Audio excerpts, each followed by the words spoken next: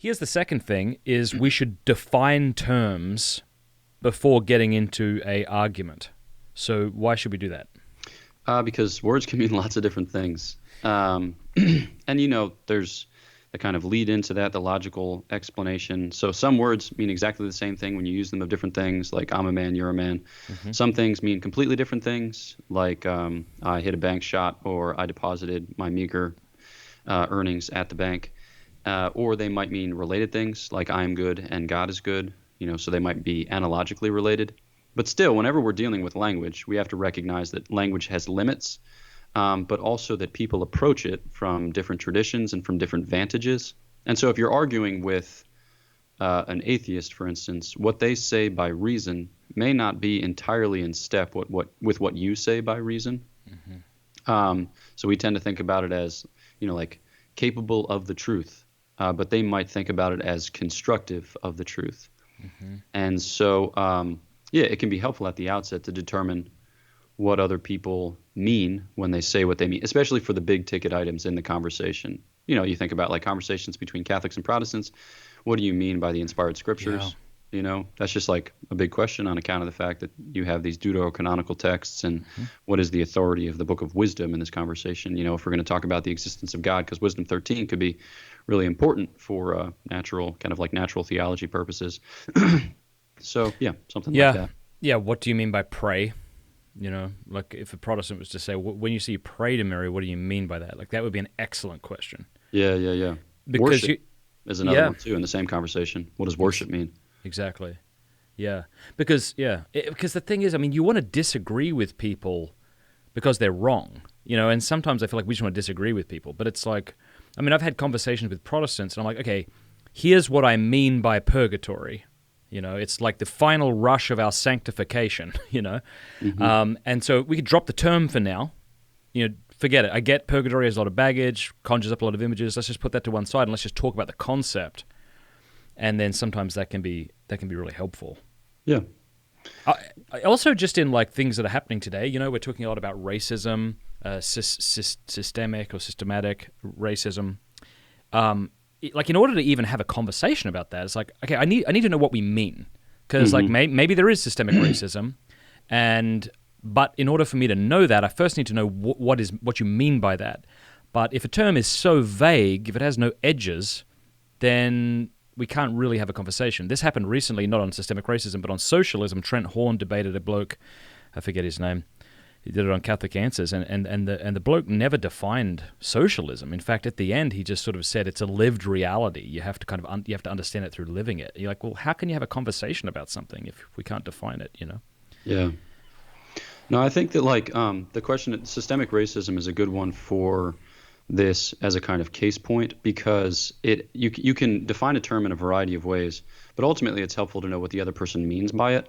Mm-hmm. Because, systemic racism, from what I understand, has its origin in critical race theory, right? And I think a lot of that in the academic setting is associated with certain political theories, right? Or certain, whatever ideological theories. And so you need to know, like, what's the native context, and is the person using it with the consciousness of that native context, or with all of, like, the polyvalence that assumes in its original context? And if not, then where is the person getting the term? And if they're getting the term from this place, that place, the other place, do they assume all of the presuppositions of the person proffering it in that place, the other place, blah, blah, blah. So that can be really, really helpful, especially because, we can't expect to know exactly what we're saying all the time, or to expect the other person to know exactly what we're saying. Yeah. So many times, like, I'll say something and someone's like, what do you mean by that? And I'm like, gosh, I don't even know if I know. Let me rephrase that, Yeah. I was giving a talk the other day, and I said something wrong. It was a Zoom talk, and I said something that was factually inaccurate, and somebody just bopped up into the chat and said, like, that's factually inaccurate. I was like, ooh. That's a good reminder, because I often speak in approximations. I'm like a horseshoes and hand grenades man. I like to speak quickly, and for the most time, I'm hoping to say things that are true, but with the recognition that sometimes I'll say things that are wrong.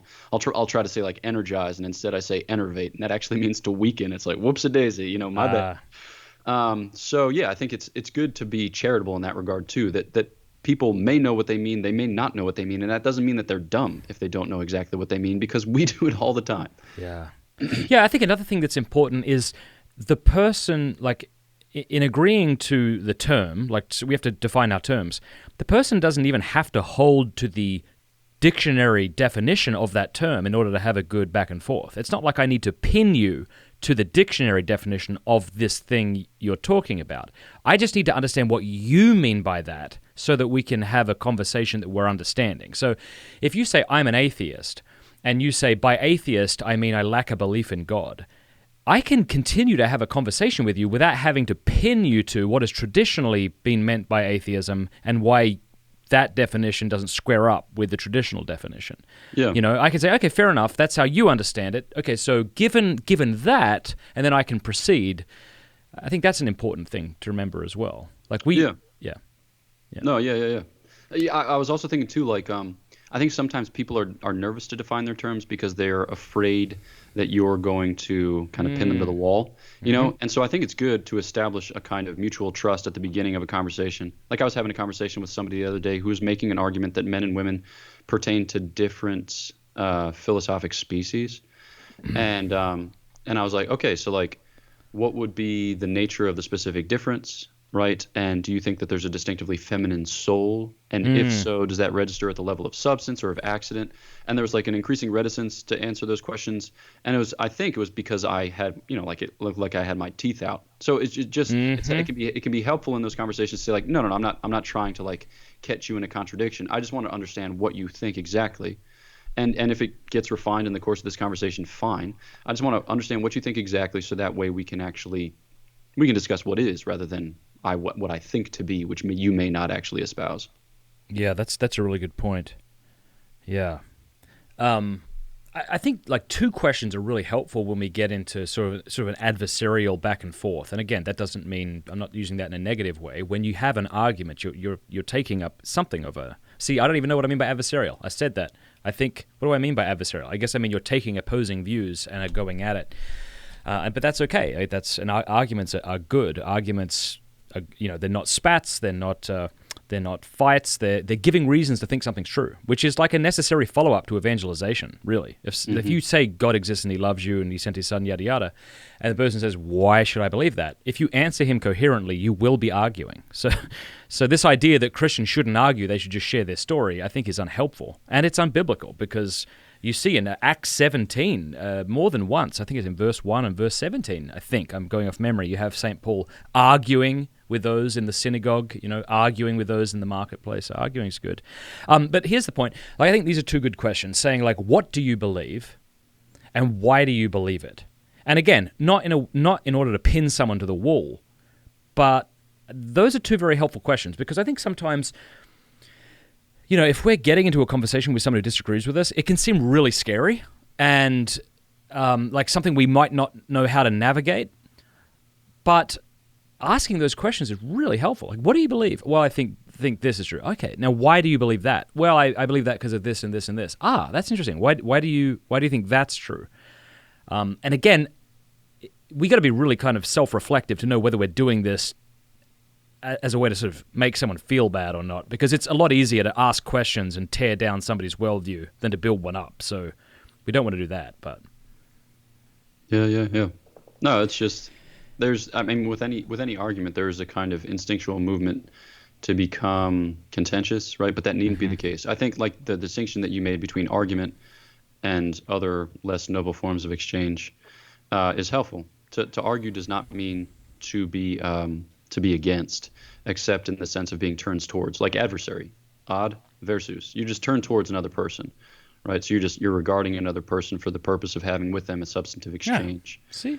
That's what I meant. Good job for telling me what I meant. I didn't even know what I meant. If you'd have asked me what adversary meant, I wouldn't have been able to know wouldn't have known what to say. Yeah. It's here's what happened recently too. I think it's so important to be humble. It really is. I know that sounds like such a cliche, but got a good friend of mine who runs he's a Protestant, he's an apologist, he's got a really terrific channel on YouTube. He said to me the other day, he's like, so what happens when a priest blesses you? Like what is that? What is a blessing if he blesses something or you? And I went, I don't know, really. I don't know what it means. Crap. Like, I guess it means, is it the blessing of Jesus? And what does that mean? Like, I just had no idea. And I'm like, I guess it's like if curses are possible, And if people and things can be cursed, then people and things can surely be blessed. But I probably, maybe it's because I was thinking too hard and wanted to give a super accurate definition, but I was just like, I don't know. And it was really cool. I was really glad that I got to say that, because I think a lot of the time we have no idea what we're talking about, but we just waffle our way through it and hope that it lands somehow and it'll seem somewhat, I don't know, not embarrassing. But That's right. Thank you for watching this clip. You can click here to watch the full episode. And I want to say a big thanks to our sponsors and to our amazing patrons for making all of this possible. Please do us a favor before you go. Click that subscribe button and then the bell. And that way YouTube will be forced to let you know every time we put out a new episode.